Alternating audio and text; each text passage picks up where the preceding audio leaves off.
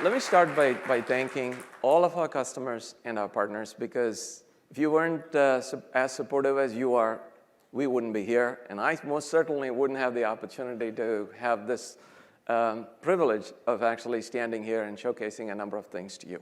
So thank you very much for that opportunity. Thank you.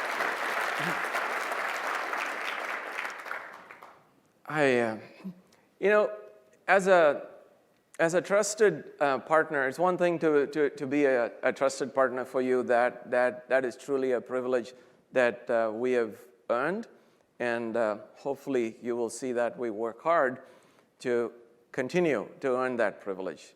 We invest in our products, we listen to your feedback, and hopefully there's things here that will solve a lot of the challenges that you all have faced and spoken to us about. And in many cases, we hope that we can actually help you lead the innovation curve. So when, as was mentioned earlier, this is our third Evolve. It's pretty exciting, and it's hard to believe that it's already year 3 for us with Evolve. In 2017, really the theme that I was asking was that you trust us and continue to support us, and you did. In 2018, we talked about the internal investments that we were making in our tools, technologies, teams, and infrastructure. And the promise was that done right, all those things would lead to innovation. And in 2019 here, I'm actually happy to talk to you about a lot of the results of those investments. When we look back over the last 40 plus years of the way business has evolved and the technology that supports businesses has evolved. Really, in the 80s, it was really all about applications that brought you functional efficiency. In the 90s, it was really the time of ERP, and process innovation was really the big thing. In the 2000s, it was really all about extended value chains, the same concept, but extended outside the enterprise. And where we are today is really the start of the information enterprise. So no matter what business anyone is in terms of the service or product that they are delivering, it's really all about the information that you gather, and it's really all about the manner in which you manage, you capture, gather, manage, use, and derive insights from the information in your enterprise. There's been a lot of folks that have made mention about this. And in particular, we had a really exciting talk a few minutes back from Mike Walsh, where he really brought this up considerably. So we're going to see today, in today's agenda, we're going to talk a little bit about the digital environment, the ASG innovation, and then we're just going to go straight into the products. So if we sort of step back and look at what we committed to doing in 2018 and what we're going to unveil. So in 2018, some of this is just a little internal stuff, and some of it is stuff that you as customers and partners would have actually seen the results of. So we moved towards completing our transformation. Charles made multiple mentions of our transformation. So we completed our transformation, and the end result of the transformation is a global organization, 3 anchor locations, and a customer care and development team that's co-located across those 3 anchor locations, and a few minor locations as well. This allows us to support customers and partners anywhere in the world close to where they are. We did a few other things which you would have had the opportunity to notice, such as standardization of APIs across all of our product lines. We also standardized our user interface, brought in online documentation, and we introduced tiered customer support. Now, in 2019, this is really where we are continuing all of those incremental roadmap items that we had committed to doing. All of them are still there, and whatever we may have talked to you still continues. But really, the focus here that we're going to be showcasing for you is some of the investments that we made in major innovation. So some of the items of major innovation that we will see are related to existing products that we have, where there's significantly greater value from those products. And in a couple of cases, it's brand new product lines. So the question really comes up, what is really the driver? Where's really all this innovation from a technology standpoint leading? Why this? How is it relevant? So when I sort of step back and do the oversimplified view of the world, if you will, businesses are faced with three major technical challenges. If you were to sort of take all the business buzzwords that each of you customers and partners are confronted with, it really comes down to three things: SaaS, mobile, and AI machine learning. And why? Because businesses are faced with the need to do work where it is most appropriate. So, being able to do this on a mobile or a tablet, being able to do work expediently and with the right person. So it's really about being able to do work efficiently.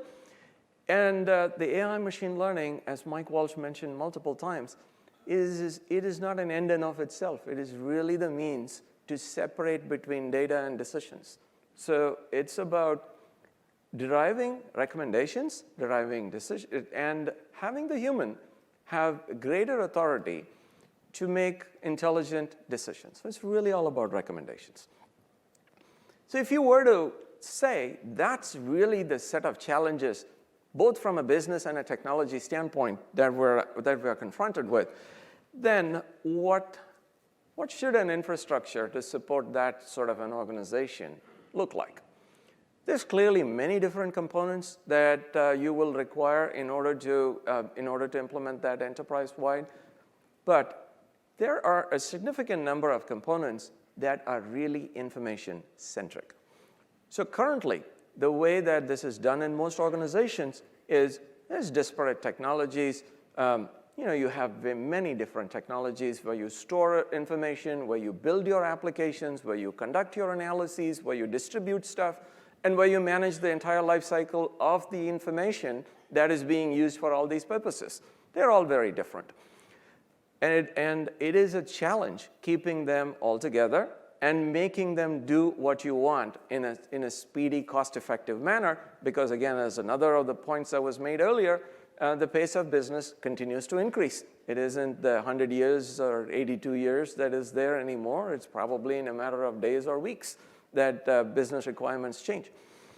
And therefore, our vision was to provide you an information-centric set of integrated solutions, which gives you the ability to manage the life cycle of information, to make sure that the information can serve two very different purposes. I'll repeat this point a couple of times because it is really important. One of the purposes really is to be defensive, and the other is offensive, meaning you really want to govern the information, but at the same time, you want everyone to have access to the information so they can make good business decisions. And you want a platform that can actually do that. You also want to make sure that any applications that you wish to construct are information and process-centric, can be built quickly, easily, seamlessly, all those good things. So that was really the challenge that we gave ourselves. We have already many of these components or products that many of you are already utilizing. Of our two major lines of business, the information management and the systems business, within the information management business, you have the content and data intelligence solutions. Within the systems management business, you have performance, operations, and application suites. One lets you discover and understand and manage and govern all information through its entire life cycle. The other actually lets you do the same in terms of monitoring and scheduling and improving your applications. We are introducing a new digital automation platform which allows you to leverage processes, applications, content, and build swiftly and seamlessly applications that really power your enterprise. So with this, let me introduce Sg Zenith. Charles had already made a little nod to this in his presentation earlier. So what is Sg Zenith? Sg Zenith is our new digital automation platform. The digital automation platform consists of a set of services, process, RPA, robotic process automation, decision, which is policy management, and rendered through a portal and presentation services. There's a single interface, which we call ASG Studio, and through this one single interface, businesses can build workflows, processes, bots, all the way through to low-code, no-code. In other words, it's easy to learn. You learn once, and as you require greater degree of complexity, it is the same tool, same visual canvas, same environment that enables you to grow in the sophistication of your needs. You do not have to have 5 different environments to learn, as would be the case with a lot of other solutions currently that have to be independently stitched together. Sg Zenith is a platform in its own right. It also gives greater power to the products that you already have. So we will soon be showing you a demonstration where Sg Zenith will be shown to be working with Mobius. And likewise, when it is connected to the data intelligence solution, it extends it as well as it does for some of our systems products. So with this, I'm going to stop further talk and actually, be brave and run the demonstration on our Wi-Fi. So we are now, let me invite Vignesh, who heads up Zenith. Welcome, Vignesh.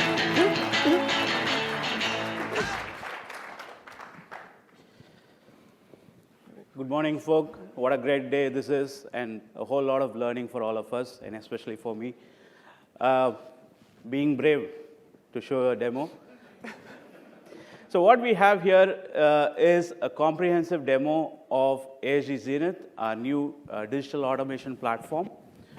What I'm going to do is show you a very familiar process, which is that of a car accident insurance policy claim. And we are going to see how a fictitious Acme company is going to flow through this process, right? For this, I'm going to have multiple participants, human participants, robotic participants, and system participants as part of this process. I'm going to play the role of all the human participants. I have my friends RBot and DBot, who are basically retriever bot and dispatcher bot, going to be part of the same process along with me for this demo, right? So let me switch on to my mobile screen right now. What you see is streaming out of the mobile that I have on my hand. This is an installed mobile application. This is the role of a customer who has undergone an accident, unfortunately, and is raising his policy for claim. So let me go ahead and raise my claim. You can see that it is a standard enterprise form. The form has been built with our UI modeler, and I will be showing that to you as part of this demo as well. So let me add a few images of the accident. Here we go. And also, as part of the process, I'm required to add my driver's license. Now, what is going to happen is that when I hit Raise Claim button, it is going to trigger a process instance in the remote Sg Zenith server. I'm kidding. We all have that running inside a server within this room, right? But it is going to be a remote service call anyway, right? So let me hit the Raise Claim, and you will see that from a human participant, which is a customer, the process is going to hand it over to a robotic participant, who's basically the retriever bot, or RBot as we like to call him, right? Who's going to do the job of basically taking my driver's license and doing something interesting with it. So let me raise my claim. So what we have here is a series of services that you will see being used, both system as well as human and robot, right? So you see that our bot has been good enough to wake up and do his duty for the day. He is going to Mobius, which is an existing repository that we have, and he is pulling in the driver's license, which I just uploaded into Mobius through my mobile application, and he's going to take that license file and he is going to log in into a web application. This web application is basically using a Google OCR service and is going to use that information, which is the driver's license, and retrieve the details from that image and give it back to the process for further processing, right? So here you have the RBot, which has executed a web application and has also deciphered the information Google's use OCR service, right? Now, RBot is a very decent bot, so he has given me time to talk through my next talk track, which is basically to say that this is basically the browser automation piece of our robotic process automation service, and you will also see that he hands it over now to his friend, the D-bot, which is dispatcher bot, who is going to show us what we can do in desktop automation. For this, let me now get into the next role of a human participant, in this case, a liability examiner. The liability examiner is basically a field personnel in Acme Insurance. Now, he is supposed to go to the workshop where your car has been towed, and he is going to check and investigate whether your claim is worth approving, right? So let me go into that. And here, I see the work for my day. Let me refresh it. And I will see a couple of things in my inbox which are pending for me. And what I will do is, I will use the claim that has been raised a few seconds ago, that was done by me right now. And you'll see the details pop up on the right. And this is using a progressive web application. This is not an installed web application. This is our ASG portal acting as a progressive web app out of a tablet. So you see that the details have popped on the right. Now I can scroll through this.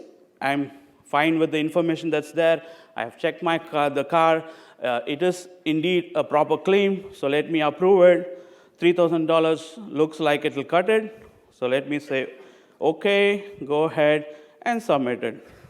So when I have submitted it, now what I have done is basically moved the process from a human participant called the liability examiner to the dispatcher bot or D-bot. And dispatcher bot is basically a desktop automation bot who is now going to take a Word template, and he is also going to give me a little bit of time to tell you that he can fill in any kind of template, policies, letters like this using information that we are coding using drag and drop modelers, which I'll show you as part of my end demo, which is that of the studio.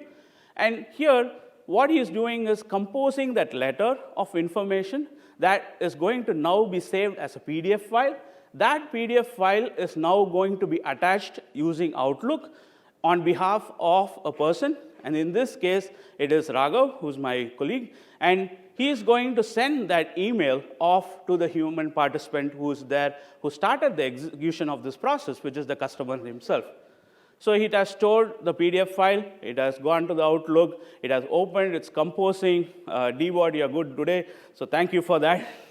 So usually he is the naughty one. Okay. So he has dispatched it, and thank you for that. And what happens is, so multiple different process instances like this happen over time, and accumulation of data, which is very interesting for all of us because data is the new oil. And the important thing is we can decipher that information on a unified portal like this, which is giving you information about the process across the multiple different instances, right? So what we have here is our portal. Now, what I just showed to you is all done, and this is the best part, using a single integrated design desk. Let me repeat that, and this is all done from start to finish using a single integrated design desk called ASG Studio. Let me just show that to you live now. So let's move to the studio.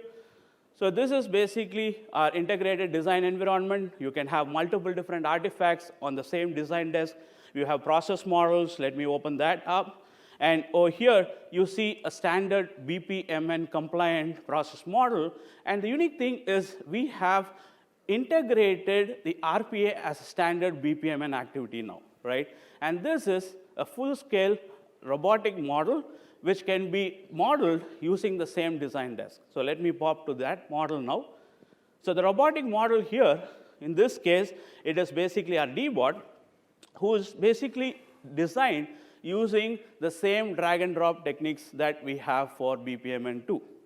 So as I said before, any process has 3 participants: human participants, robotic participants, and system participants. So how do we interact with human participants? It's always through user interfaces, and we can even design user interfaces using the same design desk. We have a very comprehensive drag and drop UI modeler for you, with which you can create rich forms. The mobile app that you saw, the dashboard graphs that you saw, all have been created using the same design desk and UI modeler over here. So this uses, and this is also a very good piece for the tech savvy over here. It is not a proprietary form, which is usually what is the case with most of our competitors, but it generates standard Angular application forms, right? So it's standard Angular that's coming out of this UI modeler, and that is also something that we are very proud of, right? So that brings me to the end of this demo. Houston, did we have a problem? No, sir, we just rock. Thank you. Vignesh, thank you. Really appreciate that.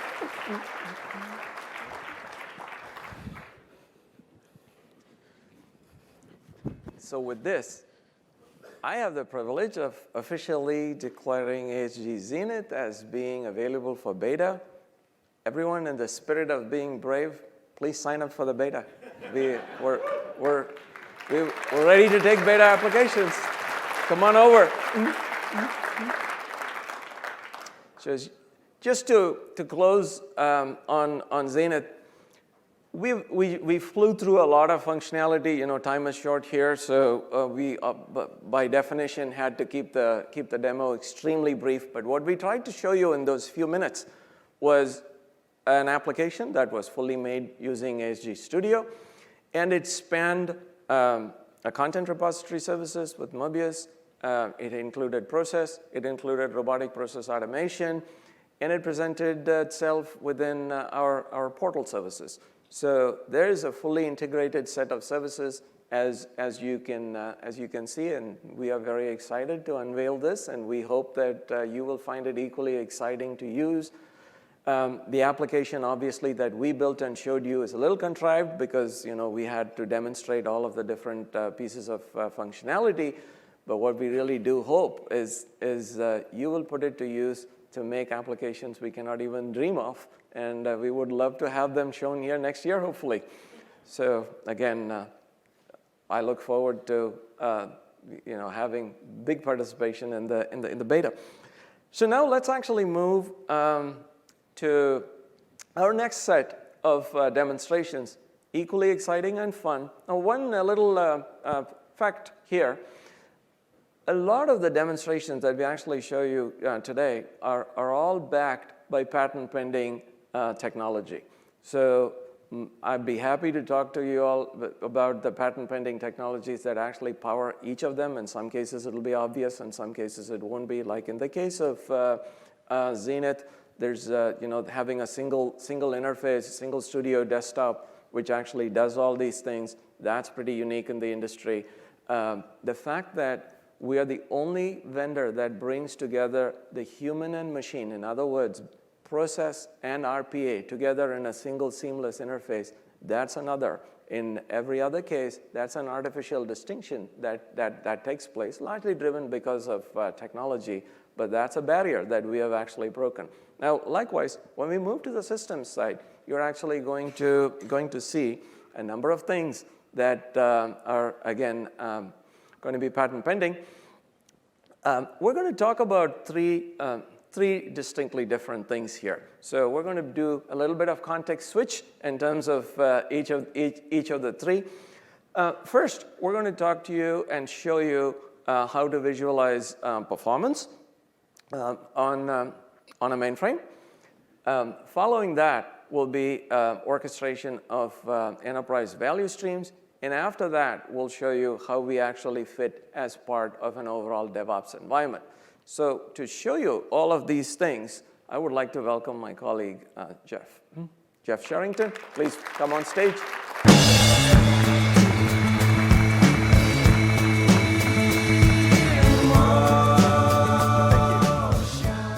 Swamy, thank you very much, and thank you all. I'm delighted for this opportunity. I run the product management for our systems group. Mike Walsh was talking earlier about the old mainframe programs from the 60s. We are just delighted that you in this room still have faith with us to help you maintain and improve those mission-critical systems, because they do drive a tremendous amount of the value in organizations all over the world. As I was sitting there, I'd gotten a ping that one of our heritage claims processing systems here at ASG was actually not performing well. We do provide performance management and have been pleased to help our customers with that.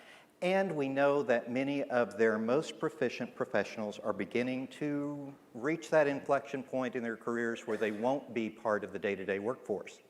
And as a consequence, we're looking for the ways that we can help them bring the new emerging professionals into a situation where they can be very successful, as well as the old tigers like myself that started our lives on the 3270 green screen.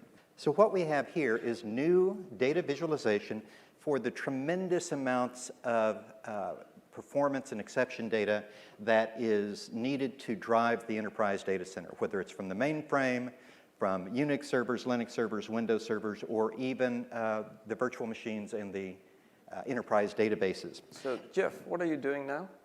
I'm looking at the visualization. You are going to show us that, are you? Yeah. All okay. right. So the visualization, we want to talk about courage. I'm actually attaching back to the mainframe. So I'm going all the way home to that heritage system. Thank you all, and thank these folks here who helped me put this together.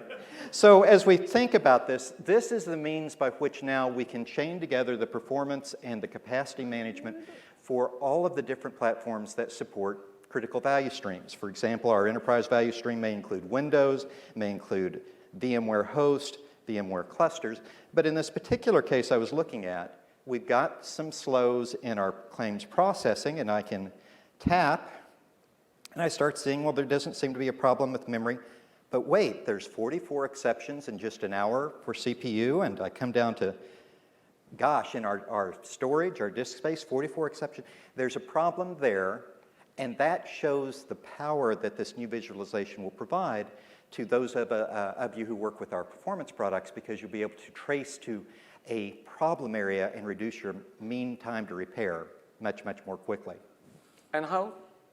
And how are you going to do that, Jeff? Well, we start by identifying it, and then once I've identified, gosh, this looks to be a storage problem in a mainframe LPAR, we're going to give our customers, through the portal, as introduced by Vignesh, the ability to attach to any of the different ASG automation offerings we have, whether it is RPA, whether it is the process services that are part of Portal, or our own patent-pending enterprise orchestrator, which is focused on the management of those critical value streams that require the professional developer, that are the back office, system to system, cannot fail, must have absolute integrity in terms of their management.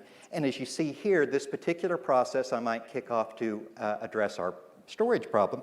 We're chaining together all of the different technology in the organization. I'm kicking off jobs on ZOS to do analysis. I'm pulling in Linux. I'm assigning work perhaps through a ServiceNow or another service desk.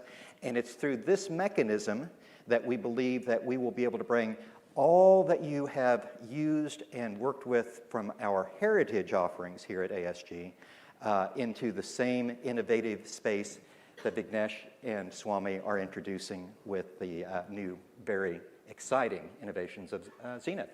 Well, thank you for showing us this. What else are you going to show us? Well, we have something else that's patent pending. It comes from the voice of our customers. We know that the interest in DevOps to improve the quality of delivery within the enterprise has grown tenfold in just the last 5 years. And of course, it started perhaps with the cloud or the distributed environments. And our customers have come to us and said, we must have our mainframe management, our mainframe infrastructure capabilities brought into this same continuous integration, continuous delivery process. We listened to that, and through the terrific work of our team, we're proud to announce that today we are making available an Eclipse plugin for the standard integrated development environment, or IDEs, that our customers use to ensure that they can manage the versioning, the source coding, the promotion of the critical job control language. Those of us who are mainframe hard hands from the old days, we know there's not a job that runs on the mainframe without a bit of JCL running. And our abilities to provide quality assurance, integrity, to give them the opportunity to make sure that what they are moving to production is solid and sound from our ASG Pro JCL is now available as a plugin that will just operate within that seamless, Windows-based, integrated development environment. And not only that, anything you could do on the mainframe, whether it's looking at the JCL, running the JCL, attaching to a partitioned data set on the mainframe, finding the problem and fixing the problem can all be done right here without a bit of context switching. And our customers tell us that is critically important to their developers' success and their quality of life as professionals. And it doesn't stop there. We are absolutely delighted to be partnering with some of the leaders in this area. In fact, I think Paul Vallely, are you here from CompuWare? Paul, right over there. Paul has worked with us. We struck a terrific partnership so that this Eclipse plugin for ASG Pro JCL is just as available in the CompuWare Topaz IDE, which is clearly the leading integrated development environment for mainframe DevOps in the country today. This is patent pending, as is the Enterprise Orchestrator, and there's a lot more to come for our heritage customers and our other distributed systems infrastructure customers in 2020. Swamy? Jeff, thank you very much. Thank you so much. I really appreciate that.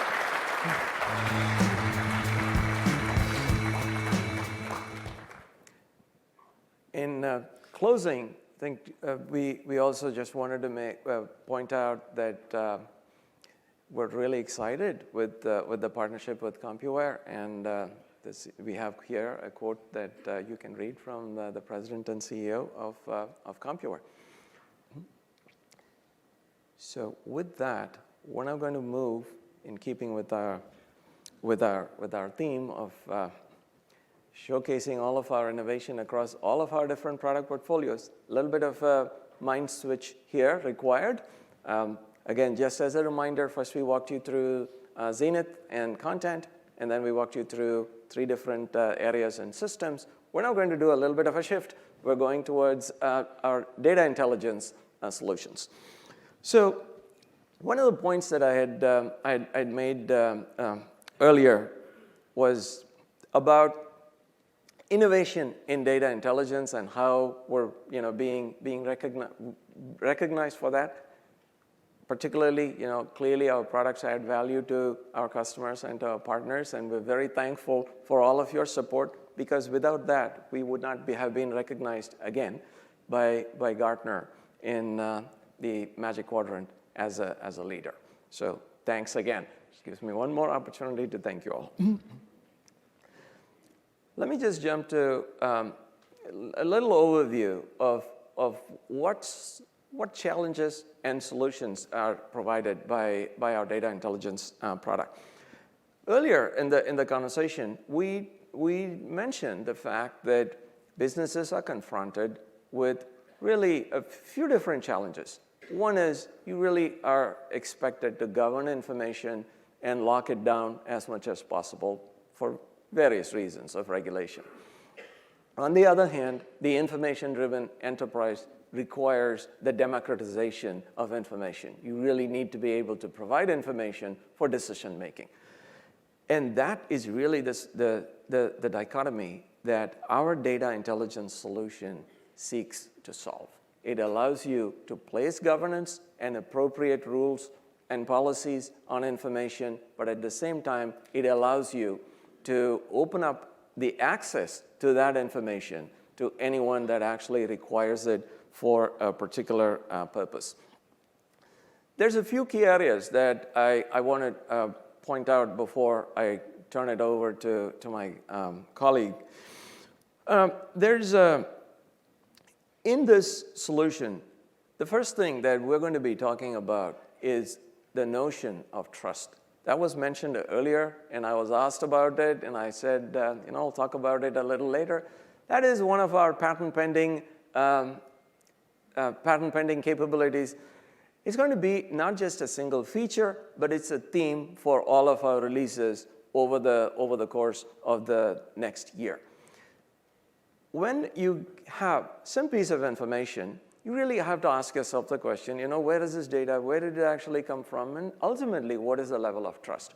As I mentioned earlier, that information comes from different sources. It's touched by different people. It goes through different transformations.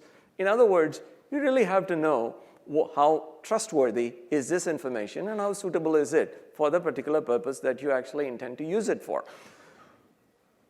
Now, wouldn't it be really nice if you could actually have a trust score that actually enabled you to make that decision? Well, that's actually what our trust score algorithm is all about, and we'll be talking about it and showing you shortly.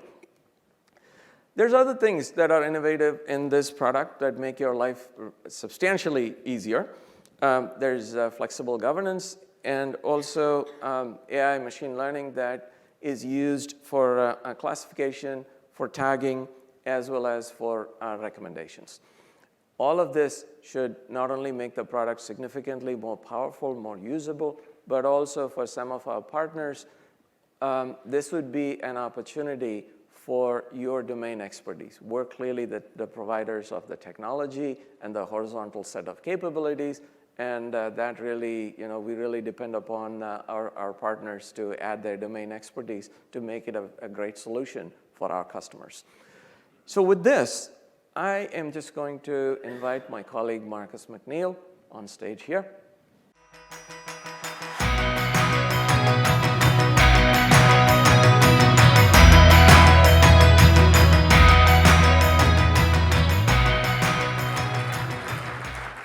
I guess maybe I'm MacBot or something like that, Vignesh. Good morning. Or as we say in Texas, howdy. All right. We're going to talk a bit about trust. And if I think back and we listen to what Mike Walsh talked about this morning, did an absolutely brilliant job of helping us explore the relationship between data and decision making. And for those of us in the data management community, this is something, of course, that's very near and dear to our hearts, and particularly the notion of trust. As Swamy mentioned, right, with regard to those three questions, since the beginning of time, any project, any initiative that involves analytics of data, it always comes down to asking and trying to get answers to those three questions. What data is available? Where did it come from? And critically important, what is the level of trust? So let's explore that. What is trust? If you look in the dictionary, it'll tell you that trust is the confidence that we have in a person or thing, and in particular, the certainty in that confidence, and the extent to which that is trustworthy or not trustworthy. So think about trust in the context of your personal lives, right? Many of you made a decision to get on a plane and come here to Dallas this week. Perhaps you have an issue with your car and you need to make a decision about finding a mechanic. And I guess, Vignesh, we can use your application to submit an insurance claim. What about maybe a decision about an investment that your financial advisor is recommending to you? Or one that's near and dear to my heart, if you have a teenage son like I do every week, it's how late can I stay out on Friday night, right? So the point here is that if we think about trust and our approach to trust, let's dig into that a little bit. Is your approach the same in every situation? Do you rely on the same mix of quantitative and qualitative measures? How does the impact of making a timely decision affect your approach? And I think you'd all agree that it's not universal, that our approach to trust, our approach to decision making is something that changes and is comprised of multiple factors. So we were so intrigued by this idea of trust that we wanted to know from our customers and our partners, many of whom are in the room here today, what are the factors that you rely on the most when it comes to assessing trust within your organization? And not really a surprise, what we found, like in our personal lives, is that trust is comprised of multiple facets. It's organic, it evolves over time, and very importantly, it's definitely not one size fits all. We also discovered something else, that while organizations do rely heavily, let's say, on data quality measures or crowdsourcing or collaboration, those are relevant, those are important, but what we also heard was that they're incomplete, can lead to partial understanding of data or even biased understanding of data, where unfortunately the impact of poor data, poor quality, poor fit of data, unfortunately isn't realized until you're well down the right into the analytics itself. So what did we do about it?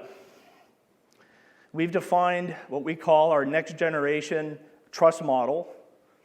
It enables a trust score to be dynamically computed based on one or more weighted facets. The other thing that it allows us to do is really think of trust in the context of policy. As I mentioned earlier, if you think of the notion of trust as something that changes over time, then what that means is you want to be able to monitor it. You want to be able to understand it over time. And with policy, perhaps you want to be able to set a threshold that says if that trust score ever falls below a certain value, I want to initiate a process or a workflow. Or maybe it falls outside of some standard deviation, outside the operating norm. So there are many potential facets that can come together to help an organization better understand and better trust their data. We defined effectively 4 categories. Let me just give you some examples quickly of each. On the technical side, if you think about what's involved in capturing information, ingesting that into the solution, there are a number of things there that could impact trust, right? Is that information being collected from a spreadsheet, or is it being ingested from the primary source of that data? How many issues arise simply through the process of bringing that data in? How often are we bringing that data in? Is it being tagged? Is it being classified? Is there lineage associated with it, right?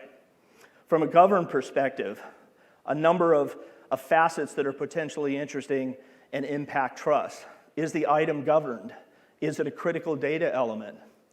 Are there issues being logged against that item? If so, by whom and what severity and how often, right? So a number of facets there. Clearly on the consumption side, if we think about the ways in which, how is this data being requested? How is it being consumed? How has it been rated and reviewed? By whom over time, right?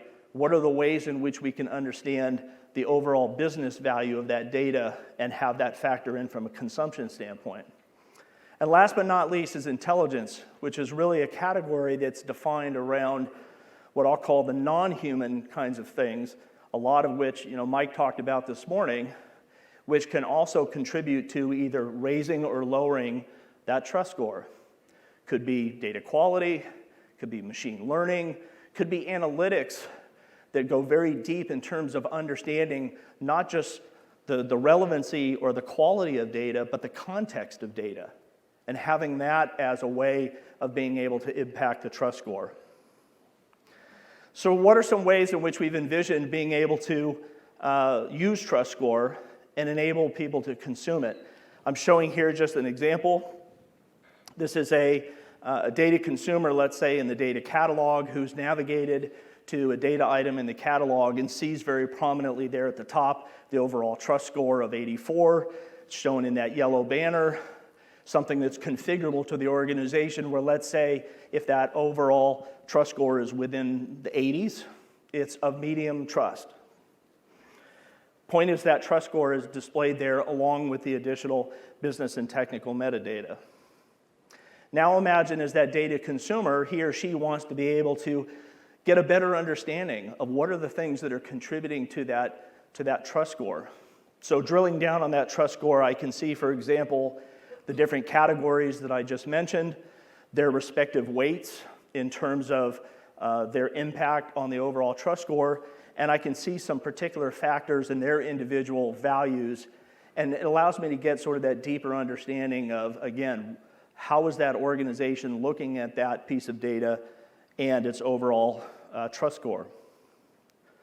Lastly, this is just to emphasize that as a dashboard here for a steward who's really involved from a governance perspective, down on that lower right there, this notion of looking at commonly viewed assets, and I can see right there in context, again, the trust score and that red, yellow, green weighting. The point being that our vision here, as Swamy said, as a key theme across all of the work that we're doing in data intelligence, is that this notion of trust is something that permeates the entire solution and is something that's ever present within the overall solution stack. So with that, I hope you're excited about what we're doing with trust. As Swamy said, this is a patent pending capability. I look forward to speaking with you and learning more about your ideas for trust and factoring that into what we're doing. I wish you all an enjoyable and very productive EVOLVE19. Thank you. Thank you, Matt.